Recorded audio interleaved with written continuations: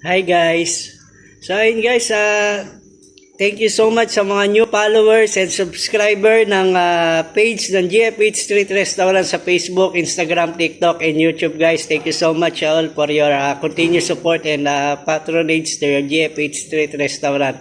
And kung hindi pa kayo naka-like and subscribe sa page ng GFH Street Restaurant guys, please follow, like, and subscribe to the GFH Street page in Facebook, Instagram, TikTok, and YouTube guys for more updates, new menu, and activities of your GFH Street Restaurant. And thank you so much sa mga regular customer namin sa Talabat guys, around the 3, Altala 2, Garden City, Ajman Prison, and Al Nakil 2 guys, Al Rashadia 3, Al Jerb 2 Ajman, Al Yasmin, Al Bustan, Al Muwayhat 3 guys, and Al Numiya 2, Al Ahmadiyya 1, Al Jerb Industrial Area 3, Al Muwayhat 1, Al Muwayhat 2, Al Rashadia 1, Al Ahmadiyya 2, Al Jerb 1, Al Bustan, and Al Sura Ajman guys. Thank you so much for your continued support and patronage to your GFH Street Restaurant.